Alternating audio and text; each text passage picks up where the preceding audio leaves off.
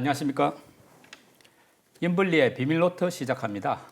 이베스트 투자증권 염성환 이사님 함께합니다. 어서 오십시오. 네, 안녕하세요. 또 중동 전쟁이라는 이 돌발 변수가 터져버렸는데요. 네, 정시는 참 예측하기 어려울 것 같아요. 이렇게 예고에 없었던 이런 일들이 갑자기 막 네. 생겨나니까.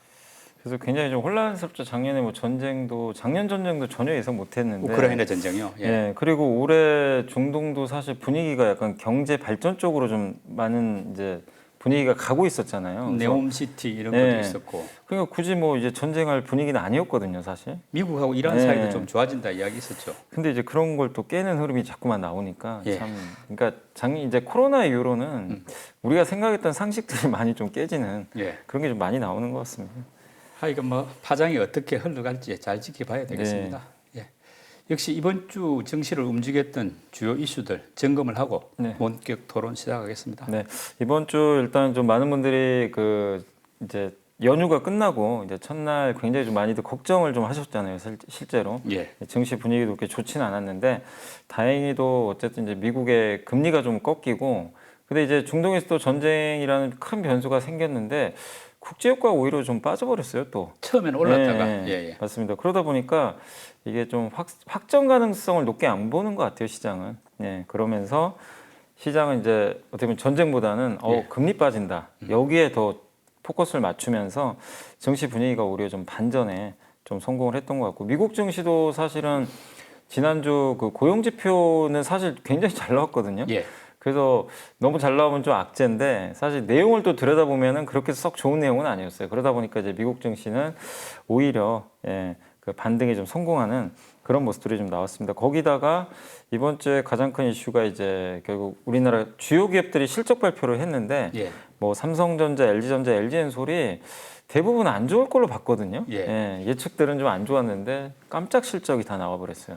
뭐 예. 또 조단이 예, 나오고 맞습니다. 했으니까 삼성. 예, 그러다 보니까 이제 이 부분도 당연히 우리나라 이 펀더멘털도 괜찮구나 이렇게 좀 생각이 들면서 좋은 분위기가 이어졌고 그리고 일단 연준 의원들의 발언도 좋았던 것 같아요. 예. 연준 의원들이 사실 그동안 좀 매파 발언을 많이 했는데 일단 이제 FOMC 오히려 끝나고 나서 좀 걱정들을 했지만 최근에 나오는 이제 연준 의원들의 발언을 보면은 이거 이제 매가 아니라 좀 약간 비둘기로 좀 바뀌는 예. 그런 모습들이 나고 FOMC 회의록에도 그게 좀 나와 있더라고요. 뭐 기본적으로 추가 인상한다는 이야기 네. 있었습니다만 또 안 해도 된다는 이야기도 이미 있고. 이제 국채 금리가 많이 올라가서 예. 그게 금리 인상 효과를 내버렸다. 예. 그래서 추가 인축에 약간 이제 반대하는 그런 이제 내용들도 있다 보니까 이게 오히려 또 긍정적으로 해석이 됐던 것 같습니다. 그래서 이번 주는 어쨌든 주 초반 좀 출발은 좀 불안했지만 전쟁 이슈 때문에 또 개인들의 일부 손절도 있었고요. 그렇지만 그걸 좀 극복하면서 증시가 모처럼 정말 좀 그 긍정적인 방향으로 좀 나아갔던 한 주였던 것 같습니다. 그러니까 전쟁으로 인한 그 어떤 파장은 현재로서는 뭐 전선이 확대만 안 된다면은 이스라엘하고 하마스 간 네네. 요 바운더리 안에서 일어나는 일로 본다면은 뭐 조금 다운해서 보면은 이제 찻잔속 태풍이 될 수도 네. 있는데 문제는 이게 이제 어디로 튈지는 모른다는 거 아닙니까? 네네, 그리고 맞습니다. 굉장히 보니까 막 보복에 또 악순환 이런 게 막 지속되고 있고 결국은 이란과 관계가 있다는 게 드러나면 제일 문제 같은데 네. 그럴 경우에는 이제 국제 유가가 바로 튈 수도 있는데 네. 지금 유가는 조금 어떻게 보실 수 있나요? 지금 어느 정도 안정을 찾아가는 건지 아직은 뭐 흐름을 알 수가 없는 상황인지. 이게 일단 안정은 좀 찾아간다고 봐야 될 것 같아요. 왜냐하면 이 국제유가도 굉장히 투기적인 세력들이 되게 많잖아요. 예. 사실은 이제 선물 매매를 하니까 현물을 보관하기는 굉장히 어렵고. 또 투기 세력은 이런 걸 이용하잖아요. 예, 그래서 오히려 굉장히 올리기 좋은 재료인데 네. 그런데 딱 그날 딱 4% 오르고 오히려 그 이틀 후에는 3% 급락이 나와버렸어요. 그러니까 여기서 좀 만약에 위에서 버텼으면 좀 불안했을 수도 있는데 그게 아니라 유가가 이렇게 오히려 다시 원점으로 돌아갔다는 건 시장이 어쨌든 이란의 이 개입 가능성도 높게 보진 않고 있고 거기다가 지금 우리가 상식적으로 생각해 봐도요. 이란이든 사우디든 지금 어쨌든 이제 경제 발전에 좀 매진하려는 움직임들이 많이 나와요. 네옴시티도 있고 사실 사우디만 해도 저 네옴시티가 저기 그 이스라엘 쪽에 있잖아요. 북쪽에 있기 때문에 항구 쪽에 이스라엘하고 좀 가까운 쪽이죠. 그걸 통해서 사실 또 유럽으로도 갈 수 있거든요. 그래서 그걸 좀 노리고서 이스라엘 것도 이제 약간의 수교 뭐 수교도 있고 준비했죠. 또 그렇게 하면 또 미국이 뭐 선물을 준다 뭐 예. 이런 얘기도 있다 보니까 뭐 누구보다 아마 사우디는 전쟁이 안 나길 바랬을 텐데 갑자기 나버렸고 이란도 지금 사실 바이든하고 관계가 그렇게 나쁘지가 않거든요. 그러니까 이제 제재 해제하고 실제 요즘에 원유 수출 굉장히 많이 하는 걸로 알려져 있잖아요. 그 이란이 특히 중국 쪽으로 예. 아직 공식적으로 이제 제대로 못 하다 보니까 근데 그걸 사실 미국이 그냥 눈 감아 준 거죠 어떻게 보면 이런 분위기에서 굳이 이거 이란이 또 개입해가지고 이럴 분위기 또 아니라는 거죠. 우리가 상식적으로 생각해 봤을 때는 잃을 게 또 너무 많은 거예요, 다들. 예. 그렇기 때문에 그냥 이제 어떻게 보면 팔레스타인이 이스라엘과 사우디의 이런 이제 관계가 좀 개선되는 거에 대해서 좀 불편해한 거 아닌가. 그런 식으로 결론을 내려가지고 지금 보고 있는 거예요. 근데 그게 만약에 맞다면 예. 확정 가능성은 사실 그렇게 높진 않거든요. 그게 맞다면 결국 이스라엘하고 이제 팔레스타인 가자지구 네. 요 바운더리 안에서 거기는 또 산유국은 아니니까 네, 아니니까. 조금 제한적일 수 있는데 네. 말씀대로 이제 만약에 이스라엘하고 이란하고 뭐 이런 네. 식의 갈등이 비화가 된다면 이제 문제가 되죠. 그러면은 이제 주식시장도 반응하겠죠. 예. 유가는 또 튈 거고. 예. 근데 그러니까 저도 이제 예측은 좀 어렵지만 현재까지 나오는 반응만 봐서는 예. 아직까지는 확정 가능성 높게 안 보는 것 같아요. 유가가 예. 이렇게 안정화된 걸 봐서는. 예. 그러니까 미국 소비자 물가 지수 방향도 상당히 이제 시장에 변수가 되고 있는데 네. 결국은 이게 이제 긴축을 자극하느냐 않느냐 그 정도지 않습니까? 네네네. 뭐 소비자 물가 상승률이 긴축을 자극하지 않는다면은 뭐 굳이 큰 악재가 될 이유는 없지 않습니까? 그러니까 최근 연준 위원들도 뭐 발언도 그렇고요. 이렇게 보면 사실은 물가보다는요. 물가 걱정은 별로 안 하더라고요. 네. 그러니까 어차피 이제 원유라는 것도 원유 가격 변동성은 예측 못하지만 연준이 중요하게 생각하는 건 사실 에너지 물가는 아닌 것 같아요. 최근에 나온 데이터를 보면 오히려 그 임금 인상이라든가. 그러니까 이게 왜 그렇게 시장도 그렇게 보냐면요. 지난주에 사실 아마 고용지표 나오자마자 다들 깜짝 놀랐을 거예요. 너무 예. 잘 나와가지고 그때 그랬죠. 나스닥 선물 급락해 버렸거든요. 그래서 걱정들 하셨는데 끝나고 보니까 급등해 버렸어요 장이. 예. 그 이유가 뭐냐면 시간당 임금 상승률은 오히려 꺾여 버렸거든요. 그러니까 고용자는 늘어났는데, 네. 그러니까 연준이 초점을 맞추고 있는 거는 이 서비스 물가라는 거죠. 임금하고 예. 주택비 맞습니다. 예, 그게 렌트비. 잘 안 꺾이거든요, 사실은. 예. 끈적끈적 해가지고. 근데 최근 나오는 데이터 몇 달 전부터 천천히 꺾여요. 근데 이게 만약에 꺾이는 게 계속해서 앞으로도 이어진다면 연준이 금리를 올릴 이유도 없고 또 연준 위원들도 최근에 이제 뭐 전쟁 이슈도 있었고요. 예. 또 금리가 워낙 많이 올랐잖아요. 이 예. 자체로 그냥 금리 인상 효과가 생겨버렸다. 그러니까 시장 금리가 오르니까 예. 굳이 기준 금리 따로 올릴 필요가 없다. 예. 이게 최근에 있었던 이제 연준 위원들 발언의 어떤 맥락이었죠. 맥락입니다. 그래서 경제 지표가 만약에 이제 이거죠. 물가보다는요. 지금은 오히려 너무 경제 지표가 이게 또 잘 나와버리면 그게 또 불씨가 될 수는 있어요. 근데 이제 경제 지표가 지금처럼 그냥 조금씩 식는 정도, 고용 지표도 식고 있거든요. 실제 보면. 예. 그러니까 이런 식으로만 나와주면은 연준이 굳이 뭐 여기서 금리를 올릴 이유도 없고 제일 걱정됐던 게 사실 이제 전쟁 때문에 유가 튀어가지고 예. 경기 안 좋은데 또 금리 올리면 이거 굉장히 힘들잖아요. 근데 만약에 이제 계속해서 이런 확전이 안 되고 이 계속해서 이제 그 유가가 안정화되는 흐름만 좀 나와준다면 굳이 이런 상황에서 연준이 네. 뭐 금리를 또 올려가지고 이렇게 경기를 더 막 이렇게 밑으로 떨어뜨리는 거죠. 경기 밑으로. 일부러 경기를 악화시킬 이유는 없는 네, 거죠. 지금 없는 상황이죠. 예. 그리고 왜냐하면 금리 자체가 지금 5.5%거든요. 네. 굉장히 높기 때문에 지금 상황에서는 아마 연준이 근데 이제 이런 생각들을 하실 거예요. 근데 연준이 그럼 금리나 지금이라도 하는 게 맞지 않냐 이런 질문 하실 텐데 근데 그렇게 못하는 게 혹시 모를 또 인플레가 또 생길 수 있거든요. 네. 그러니까 이참에 잡는 김에 확실히 잡겠다는 거예요. 2%까지는 가야 되니까. 그래서 이 의도적인 멘트들을 한 번씩 해요. 시장이 너무 기대를 하면 눌러버립니다. 네. 그래서 그런 것들을 좀 잘 해석하실 필요는 있겠지만 어쨌든 지금 기조는요. 금리 인상은 일단은 하지 않겠다라는 그런 좀 뉘앙스가 많이 나오고 있다라고 보시면 좋을 것 같습니다. 그동안 시장을 억눌렀던 가장 큰 변수는 역시 미국 국채 금리 급등이었지 않습니까? 네. 지금 보면은 10년물이 뭐 한 4.8까지 갔던 것 같고 2년물도 5% 넘어갔었는데 조금 최근에 약간 완화돼 가지고 10년물이 이제 4.5%, 5년물도 5% 이하로 4%, 4.9 이렇게 내려온 걸로 알고 있는데 이렇게 조금 완화되는 어떤 시장 금리가 완화되는 뭐 이유나 배경은 뭔가요? 일단 이제 금리가 많이 올라서도 있고요. 이제 금리가 또 오르는 상태에서 이번에 사실 이제 전쟁 전만 하도요. 국제유가가 갑자기 급락해 버렸잖아요. 그 네. 배경이 뭐냐면은 이제 이런 이제 에너지 물가가 또 올라가다 보니까 수요 위축 때문에 유가가 한번 확 빠져버렸거든요. 그러니까 결국 금리도 똑같은 것 같아요. 금리가 이렇게 고금리가 장기간 좀 이어지게 되면 네. 그 다음에 따라오는 건 소비 둔화거든요. 당연한 거죠. 그러면 이건 또 물가를 또 떨어뜨립니다. 그러니까 그러다 보니까 금리가 또 역으로 그걸 또 반영을 하는 거죠. 소비가 좀 둔화되나? 그러니까 이제 금리 자체 스스로 또 가격을 좀 그러니까 금리가 떨어지는 그런 부분들이 좀 뒤늦게 나왔던 것 같고, 실제로 데이터를 보시면 미국의 그 경제 분석국에서 미국의 그 주간 신용카드 거래액을 항상 발표를 하거든요.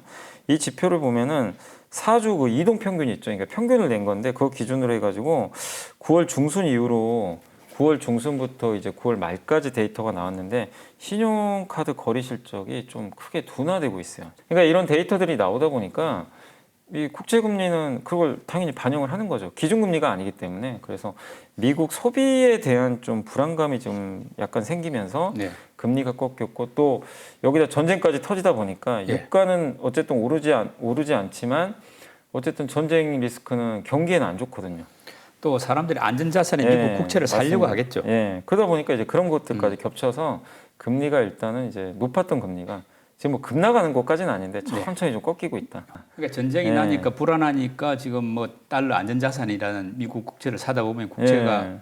당연히 가격이 오르죠. 오르니까 예. 이제 금리 떨어지는. 금리는 떨어지는. 예. 맞습니다. 여러 가지 뭐 미국 어떤 경기 둔화하고 이번 또 중동 전쟁 영향 이런 걸로 좀 내려갔다고 네, 결론 맞습니다. 내도 되겠네요. 네. 예, 예. 지금 원달러 환율도 1,340원 선이 깨어져 가지고 이제 1,330원 후반까지 내렸는데 이런 상황이면 외국인 매수세가 조금 생겨날 것도 같은데 지금 현재 외국인 그 매수세, 매도세 상황은 어떤가요? 조금 완화되고 있습니까, 매도세가? 매도 자체는 조금 줄곤 있어요. 예. 근데 이제 매수로 전환은 안 하더라고요. 그러니까 저 좀 아쉬운 게 보통 이제 이렇게 지금 매크로 환경이 좀 바뀌고 있잖아요. 고금리 꺾이고 강달러 꺾이고 있고 유가도 좀 꺾였고 이러면 이제 우리나라한테 되게 유리한데 예. 또 최근에 수출 데이터도 잘 나오고 있고 그랬죠. 일평균 수출이 물론 이제 10일짜리밖에 안 되지만 일평균으로 9% 증가했더라고요, 수출이. 예. 그래서 이것도 정말 오랜만에 이제 플러스 증가율인데 그럼에도 불구하고 외국인은 아직은 주식은 사고 있지는 않고 다만 선물만 매수를 많이 해요. 그래서 단기적인 매매를 좀 하는 그런 입장인데 분명한 건 좀 매도는 줄고 있다. 그러나 이제 10월 전체적으로 제가 10월 초부터 지금까지 이제 데이터를 봤더니 외국인들이 그러니까 어쨌든 이렇게 조 단위로 판 적은 많지 않은데 10월에는 현재까지는요 1.3조 원 정도를 팔았어요. 아. 굉장히 많이 판 거죠 사실은. 예. 그 어느 달보다 지금 10월 달 이제 2주 지났는데 예. 이 정도 팔았으면 굉장히 많이 판 거예요. 올해 들어서는 많이 판 네, 셈이죠. 가장 그러니까 올 들어 월별 기준으로 가장 많이 팔고 있는 것 같아요. 현재 추세적으로는. 예, 예. 근데 다만 이제 환율이 이제 지금 갑자기 최근에 좀 꺾였잖아요. 네. 그러다 보니까 그 꺾이면서는 매도 강도는 줄고 있다. 바로 바뀌진 않고 있지만 매도 강도가 줄었다는 것 측면에서 외국인도 아마 조만간 예. 좀 순매수세로 전환될 좀 그런 조짐은 좀 보이고 있다. 왜냐하면 이제 환율이나 금리가 이렇게 외국인들이라고 모를 리는 없잖아요. 이렇게 꺾이고 있고 하기 때문에 또 우리나라 펀더멘탈도 지금 최근에 제조업 지표들 많이 나아지고 예. 있죠. 또 최근에 뭐 중국이 부양책 쓴다는 얘기도 좀 나오고 있다 보니까 그런 부분 보면 아마 조만간은 좀 매수로 전환되지 않을까 싶긴 한데 아직까지는 좀 관성의 법칙도 좀 있어서 그런지 외국인들이 현재까지는 좀 매도는 아직은 좀 보이고는 있는 게 사실입니다. 대신에 그동안 많이 팔던 기관들은 최근에 조금 담고 있더라고요. 기관이 굉장히 좀 많이 사고 그런 있습니다. 이유가 뭐 예. 배경이 있습니까? 기관들이 일단 이번 달만 해도 거의 1조 가까이 샀고 예. 근데 이제 이 중에 대부분은요 프로그램 매매예요. 아. 외국인들이 선물 사면 예. 그 선물 가격 차이에서 프로그램 들어오는데 그게 좀 많아서 아쉽지만 근데 여기서 긍정적인 게 하나 있는 게 그동안 올해 연기금 주식 많이 안 샀잖아요. 예. 근데 이번 달 지금 2주밖에 안 지났는데 2천억을 샀습니다. 아. 그러니까 정말 오랜만에 많이 사고 있는 것 같아요. 그래서 변수는 연기금 같아요. 예. 연기금이 만약에 지금처럼 꾸준히 사준다면 증시는 단단해지겠죠. 그래서 기관 수급에선 여러분들이 연기금이 꾸준히 사는지 이걸 좀 체크하시면 좋겠습니다. 예, 이번 주 외국인 기관 개인들 매수 종목하고 또 상승한 업종 한번 정리해 주시죠. 먼저 이번 주 외국인들이 가장 많이 매수한 주식 10개 종목을 살펴보도록 하겠습니다.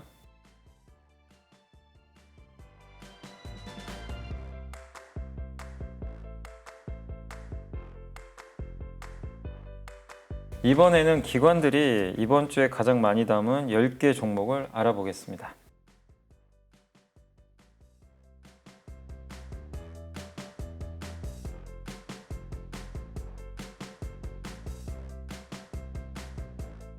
이번에는 개인 투자자들이 이번 주에 가장 많이 산 주식 10개 종목을 살펴보겠습니다.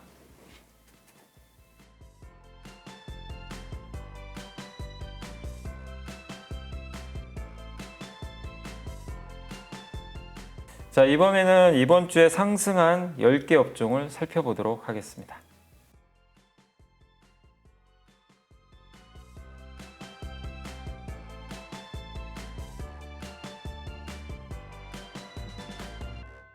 예, 상승한 업종 가운데 좀 좋은 흐름이 계속 이어질 수 있다. 한두 주는 이렇게 주목하는 분야가 있다면 어떤 쪽입니까? 그러니까 이번 주에 상승폭이 좀 컸던 기업들이 아마 주로 좀 이 전쟁 관련주들이 좀 초반에 워낙 세다 보니까 예. 후반에 밀리긴 했는데 그쪽이 강했지만 이게 연속성이 있을 것 같지는 않고요. 그래서 일단 이제 이번 주에 좀 셌던 업종들의 대표적인 게 뭐냐면 낙폭과 대주가 많이 올랐어요. 특히 그 성장주들 있잖아요. 예. 그래서 그쪽이 좀 더 좋지 않을까. 그러니까 대표적으로 2차전지 셀이 이번 주에 좀 많이 올랐는데 LG엔솔이 실적이 굉장히 잘 나왔거든요. 네. 그러니까 이제 그냥 단순히 기술적 반등도 있을 수도 있겠지만 일단 숫자가 뒷받침이 되니까 실적이 예, 그래서 조금 더 상승세 이어지지 않을까 이렇게 보고 있고 역시나 IT 대표주는 LG전자랑 삼성전자가 포함되어 있잖아요. 네. 이쪽도 일단 실적으로 올라갔기 때문에 연속성 있게 좀 반등을 할 걸로 보여지고 또 한 가지가 풍력이 정말 오랜만에 그 상승률 상위에 좀 잡혔거든요. 그러니까 이 프랑스 쪽에서 뭐 신재생 에너지 투자 늘리겠다 이것도 예. 있고 그 대표적으로 금리 꺾이면 제일 수혜받는 업종 중에 하나가 풍력입니다. 왜냐하면 금리 높으면 이 투자가 줄어버릴 수가 있는데 이게 지금 금리가 좀 꺾이다 보니까 그래서 이 부분들이 좀 더 이어질 수 있을 것 같아서 아마 다음 주까지는 아마 2차 전지 셀, IT 대표주 풍력은 조금 더 좋은 흐름 나올 걸로 예상은 좀 하고 있습니다. 이제 3분기 실적 시즌이 시작된 셈인데 어떤 실적에 비해서 주가가 좀 낮아가지고 말하자면 저평가된 업종들이 나올 거 아닙니까? 대개 어떤 쪽입니까? 일단 이제 실적에 비해서 좀 저평가됐다고 좀 보는 업종은 일단 그래도 그 음식료 쪽, 예. 음식료 쪽이 상대적으로 주가는 굉장히 저평가돼 있는데 물론 실적도 뭐 드라마틱하게 뭐 좋다 이건 아니지만 이 방어주로서의 역할은 좀 톡톡이 좀 해줄 걸로 보고 특히 3분기도 3분기인데 4분기가 괜찮을 걸로 보는 게 원재료인 그 밀 가격들 있잖아요. 예. 이게 좀 많이 떨어졌어요 최근에. 그러다 보니까 이 비용 부담도 많이 좀 완화될 것 같습니다. 그리고 그동안 좀 환율 좀 부담도 있었지만 환율도 좀 꺾이고 있어서 상대적으로 좀 저평가된 음식료 부각이 될 것 같고 그리고 항상 실적 대비 저평가하면 가장 먼저 꼽는 거는 자동차죠. 아, 완성차. 예. 예, 근데 주가가 참 못 가고는 있지만 예. 그래서 더 싸지고 있어요. 예. 그리고 배당 수익만 해도 뭐 6% 가까이 나오니까 그래서 가장 대표적으로는 이제 그 자동차를 또 꼽을 수밖에 없고 그리고 이제 물론 전쟁 이슈 때문에 좀 움직였지만 대표적으로 또 배당 많이 주고 저평가된 대표 섹터가 실적 좋을 것 같은데 정유 업종입니다. 아, 예, 정유주도 이번에 실적은 되게 잘 나올 것 같고 유가가 레벨이 어쨌든 좀 높아졌잖아요 과거보다. 그랬죠. 예, 그렇기 때문에 그런 부분들이 좀 반영이 돼서 실적은 좋은데 근데 주가는 또 빠져버렸거든요. 예, 그 후로는 음식료나 자동차, 정유 쪽은 일단은 저평가 쪽으로 좀 부각되지 않을까 이렇게 좀 예상을 하고 있습니다. 이런 업종이 기회가 한번 오겠습니까? 저는 온다고 봐요. 지금 못 오른 기업들 한 번씩 다 좀 올려주고 있거든요. 예. 어떻게 보면. 근데 이 기업들이 돈을 못 버는 기업들도 아닌데 네. 계속 저는 소외받는다고 보지는 않습니다. 그래서 한 번 정도 오히려 이게 실적 발표 좀 하고 나서 예상보다 좀 좋은 숫자들이 나온다면 한 번은 또 부각되지 않을까 이렇게 예상을 하고 있습니다.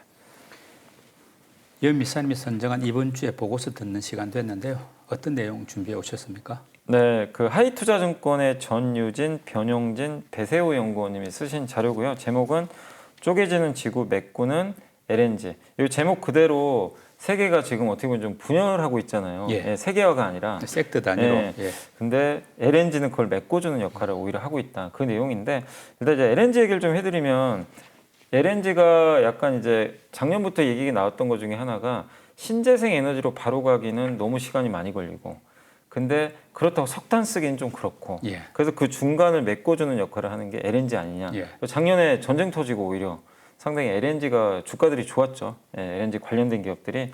근데 그 이슈가 좀 아직까지는 계속 이어질 것 같다. 그리고 최근에 석탄 발전소는 폐쇄하는 규모가 좀 늘어나고 있고요. 그래서 그 빈자리를 채울 수 있는 유일한 건 LNG밖에 없는 것 같다. 이 내용이고 그리고 이 신재생 에너지 쪽은 요즘에 금리가 좀 올라가다 보니까 약간 좀 부담이 좀 되고 있죠. 예. 그러다 보니까 LNG 쪽에 대한 중요성이 더 늘어나고 있다라는 그런 부분들도 있는 것 같습니다. 그리고 최근에 이제 독일 같은 경우도 원래 독일이 러시아에서 가스 받았다가 이제 끊어져 버렸잖아요. 예. 그래서 LNG를 받고 있는데 LNG 투자를 좀 많이 하고 있거든요. 이 가스 발전소. 그래서 아마 10년 이상은 가스 발전소를 확대하겠다라는 그런 기조로 가고 있는 것 같아요. 구조적으로 LNG 수요는 늘어날 수밖에 없는 그런 그 부분이다라고 좀 말씀드리고 싶고, 그 다음에 이제 전 세계적으로 LNG 대규모 투자가 좀 시작이 좀 되고 있는 게 가장 대표 국가 미국입니다. 왜냐면 미국은 자기네 소비도 있지만 수출 국가죠. 예. LNG를 굉장히 유럽적으로. 예. 그래서 러시아 그 우크라이나 전쟁 터지고 나서는 파이프라인이 이제 끊어져 버리니까 유럽이 미국에서 이제 수입을 하게 된 거죠, 배로. 그래서 그 수출 물량이 앞으로도 계속 늘어날 것 같고, 그래서 올해 7년 만에 그 LNG 최대 수출국으로 미국이 부상을 했는데 아마 투자도 계속 지금 늘어나고 있어서 긍정적이고, 그다음에 유럽 같은 경우는 여기는 수출보다는 수입을 해야 되잖아요. 그러다 보니까 터미널 건설을 많이 하고 있다고 합니다. 예. 왜냐하면 배로 받아야 되거든요. 그러니까요. 배로 받아서 LNG는 액화 상태니까 이거를 기체로 또 바꿔줘야 돼요. 그 기화할 수 있는 터미널을 많이 만들어야 된다고 합니다. 그래서 실제 독일이 그게 하나도 없어가지고 고생을 했는데 최근에 그거를 이제 그 건설을 해가지고 운영을 좀 시작을 했다고 하는데 이게 여기서 끝이 아니라 앞으로도 더 늘어난다고 하니까 그런 부분에서 유럽은 LNG 터미널 위주로 좀 하지 않을까 이렇게 보고 있고, 그리고 이제 가스는 기체 상태거든요. 부피도 크고. 그래서 이거 만들면 어쨌든 바로바로 보내줘. 그러니까 보관하기 좀 어렵다고 하더라고요. 기체 상태다 보니까. 그렇겠죠. 폭발 위험도 있고. 예. 예. 그래서 이 보통은 만들면 뭐 러시아 같은 데가 대표적인 게 만들어서 파이프라인으로 바로 독일에 보내줬잖아요. 그러다 보니까 이제 이걸 PNG라고 하거든요. 이제 네. 가스로 받는데 파이프라인으로. 그게 그동안 많았는데 이번에 이제 작년에 전쟁 터지고 그게 위험하다는 걸 다시 한번 이제 느끼게 된 거죠. 그래서 이제 LNG 시장이 훨씬 커질 수밖에 없는 게 LNG는 원유랑 똑같습니다. 액체 상태거든요. 네. 그래서 보관하기가 더 쉬워요. 부피가 확 줄어드니까. 예. 대신 이제 배로 운반을 해야 되는 좀 비용 부담은 있겠지만 어쨌든 LNG 시대가 열리면요. 그 가스를 끊어버릴 수 있다는 공포에서 벗어날 수가 있대요. 예. 예. 그래서 오죽하면 지금 미국, 중국이 사이 안 좋잖아요. 중국 기업들이요, 미국의 그 LNG 회사들하고 장기 공급 계획까지 맺었어요. 그러니까 그 정도로 이 LNG만큼은 탈세계화가 아니라 세계화로 바뀌고 있다. 아, 말 메꿔준다. 네, 말이죠. 메꿔준다는. 그래서 예. 이거는 이 좀 굉장히 구조적으로 성장할 수 있는 산업 아니겠냐. 네. 지금 상황에선. 그래서 LNG에 대해서 좀 관심을 갖자는 그런 내용이고. 그래서 관심 종목으로는 한 4종목인데 여기 해외 업체도 있는데 첫 번째가 SK가스. SK가스가 원래 LPG 회사거든요. 근데 내년부터 LNG로 발전소 운영도 좀 하는 것 같습니다. 그래서 그 부분에서 좀 수익성이 더 좋아질 것 같고, 두 번째가 미국의 쉐니에르 에너지라는 기업이 있거든요. 이 기업은 미국 최대 LNG 생산하고 수출하는 업체예요. 그러니까 당연히 구조적으로 좋을 수 있고, 세 번째로는 삼성중공업. 삼성중공업이 이제 물론 조선사지만 FLNG라고 해가지고 바다에서 이제 선박을 이용해가지고 이거를 액화시키는 거예요. 예. 기체를. 선박을 이용한 터미널이 네, 있죠. 터미널, 네, 예. 맞습니다. 그거 세계 1등 기업이거든요. 아. 이제 경쟁력이 뛰어나니까 아마 계속 좋지 않겠냐 이렇게 보고 있고, 마지막으로 일본의 JGC 홀딩스라고 있는데, 일본의 우리나라로 따지면 이제 삼성 엔지니어링 같은 이제 대표적인 건설사인데, 해외 건설사인데 LNG 이쪽 건설하는 그 터미널 같은 거 건설하는 거 있잖아요. 예. 여기 건설 시장에 70년대 이후로 30%나 점유를 할 정도로 굉장히 독보적인 그런 이제 점유율을 갖고 있다고 합니다. 그래서 이런 기업들이 국적 불문하고 LNG 시대에 좀 성과를 낼 수 있다고 보고서를 써주셨으니까 한번 공부를 해보시는 것도 좀 좋을 것 같습니다. 이런 부분을 어떤 식으로 우리가 해석을 해야 됩니까? 2차전지를 좀 팔았던 배경은 제가 봤을 때는 이제 지금 미국이 파업하는 거 이유 중에 하나가